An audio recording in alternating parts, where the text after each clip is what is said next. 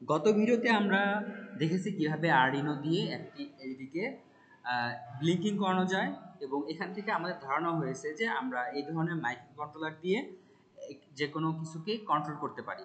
এই ভিডিওতে আমরা আরও বেশ কিছু কম্পোনেন্ট আমরা দেখব, আমরা সার্কিট বা হার্ডওয়্যার নিয়ে কাজ করা একটু শিখব, যদিও সিমুলেশনের মাধ্যমে।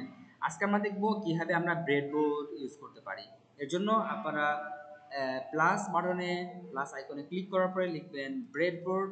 এখান থেকে আপনি অনেকগুলো ব্রেডবোর্ড দেখবেন, তার মধ্যে আমরা দেখব হাফ ব্রেডবোর্ড অথবা ফুল ব্রেডবোর্ড, যে কোনো একটি। আমরা তো এটি হচ্ছে ব্রেডবোর্ড। ব্রেডবোর্ডে আমরা বিভিন্ন ইলেকট্রনিক্স কম্পোনেন্ট আমরা একসাথে সেট আপ করতে পারি, এবং এই জায়গাটায় আমরা প্রোটোটাইপ প্রিন্ট করতে পারি। তো এটা আমাদের ব্যবহার করার ক্ষেত্রে আমাদের যেটা মাথায় রাখতে হবে, এই ব্রেডবোর্ডগুলির যে উপরের প্লাস এবং মাইনাস, এই যে দুইটা রো রয়েছে, এই ব্রেডবোর্ডের এই প্লাস রো পুরোটাই শর্ট করে দেওয়া এবং নিচের এই রোটাও শর্ট করে দেওয়া। একইভাবে ব্রেডবোর্ডের অপোজিট পাশে যে প্লাস বাটন প্লাস সাইন দেওয়া, এই রোটি কিন্তু একসাথে শর্ট করে দেওয়া, এবং এই লাইনটাও কিন্তু একসাথে শর্ট করে দেওয়া। আর এই ব্রেডবোর্ডের মাঝখানে যে কলামগুলো রয়েছে, এই কলামগুলো কিন্তু শর্ট করে দেওয়া, তবে এই কলামগুলোর সাথে একটি কলামের সাথে অন্য কলামের কোনো শর্ট করে দেওয়া নাই বা কোনো সংযোগ নেই। তাহলে আমরা এটা কীভাবে ব্যবহার করব?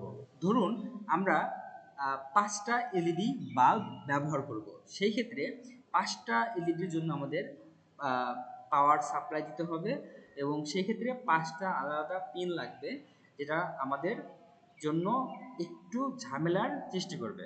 তবে আমরা যদি ব্রেডবোর্ড ব্যবহার করি সেক্ষেত্রে এটি আমরা খুব সহজে করতে পারি। কীভাবে করব? আমরা প্রথমে আমরা এলইডিগুলো নিব এবং এলইডিগুলো এই ব্রেডবোর্ডের উপরে আমরা বসাবো। তো আমরা এই দুইটা পিন, সেই দুইটা পিনের সাথে আমাদের ফার্স্ট বা প্রথম যে এলইডি সেটা আমরা বসালাম। এবার আমরা আরও একটি এলইডি আমরা অ্যাড করব এবং সেটিকেও অন্য একটি প্রান্তে গিয়ে আমরা বসাবো। এভাবে করে আমরা আরও এলইডিগুলো এই ব্রেডবোর্ডের সাথে অ্যাটাচ করব। আমরা 3টা এলইডি নিলাম আপাতত, এবং আমরা পরবর্তীতে দেখব কীভাবে আমরা যদি 3টা এলইডিকে সঠিকভাবে কানেক্ট করতে পারি, আমরা চাইলে একইভাবে আরও বেশি সংখ্যক এলইডি আমরা কানেক্ট করতে পারব। তাহলে এবার আমাদের যেটা লাগবে, আমাদের এই 3টা এলইডির জন্য আমাদের পাওয়ার একটা লাইন লাগবে, পাওয়ার কানেকশন লাগবে, এবং একটি গ্রাউন্ডের কানেকশন লাগবে। তো আমি এটাকে সহজ করার জন্য যেটা করব, প্রথমে গ্রাউন্ড থেকে একটি আমরা গ্রাউন্ড পিনে গিয়ে এটা ক্লিক করব লেফট বাটনে, এবং সেইখান থেকে আমরা এই ব্রেডবোর্ডের নিচের যে মাইনাস সাইন দেওয়া রোটা রয়েছে সেখানে কানেক্ট করে দেব। এবার আমরা 3.3 ভোল্ট যে পিনটা রয়েছে আরডিনোর, সেই পিন থেকে একটি কানেকশন নিয়ে জাম্পার ওয়্যারটা দিয়ে আমরা এই রেড যে সাইন দেওয়া বা প্লাস সাইন দেওয়া যে রো, সেই জায়গাটায় আমরা এটা কানেক্ট করে দেব। এবার এইখানে নিচের রোয়ের সবগুলো পিন থেকে আমরা গ্রাউন্ডের কানেকশন পাবো বা গ্রাউন্ড ব্যবহার করতে পারবো, প্রত্যেকটি গ্রাউন্ড হিসেবে ব্যবহার হবে। আর উপরের রোর প্রত্যেকটা পিন থেকে এবার আমরা 3.3 ভোল্ট পাওয়ার পাবো, যেহেতু এই রো এবং নিচের রো এই রো ওয়াইজ শর্ট করা।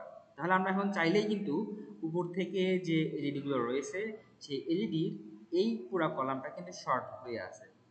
তাহলে আমরা যে কোনো একটা পিন থেকে তার আমরা চাইলে এই গ্রাউন্ডে কানেক্ট করব, এবং আমরা বলেছিলাম যে গ্রাউন্ড পিন বা গ্রাউন্ড কানেকশনগুলো আমরা গ্রিন সাইন দিয়ে আমরা ডিনোট করব বা ব্যবহার করব।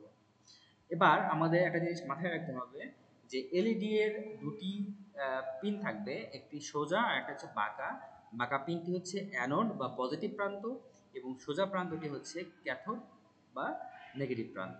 তো আমরা এবার এই পজিটিভ প্রান্ত বা অ্যানোডের সাথে আমরা পাওয়ার পয়েন্ট যেটা রয়েছে, অর্থাৎ উপরের রোটা রয়েছে, তার সাথে আমরা কানেক্ট করব, এবং ওয়্যারগুলোর কালার আমরা রেড করে দিব।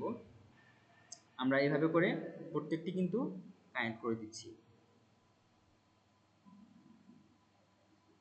এটাকে আমরা রেড করে দিব এবং 3 নাম্বার যে এলইডি আছে সেটাকে আমরা ব্রেডবোর্ডের সাথে কানেক্ট করে এটার কালারটা আমরা একটু চেঞ্জ করে দেব।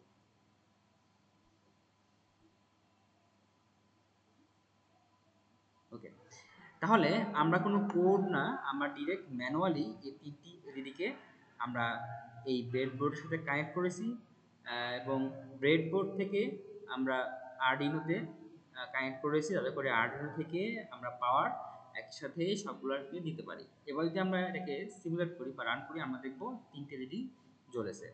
এবার একইভাবে আমরা কিন্তু চাইলে এখান থেকে আমরা এলইডি যে অ্যানোড প্রান্ত, সেই অ্যানোড প্রান্ত আমরা এই আরডিনো এর 3টা ডিফারেন্ট পিনের সাথে কানেক্ট করতে পারি এবং এই এলইডিগুলো আমরা অটোমেট করতে পারি।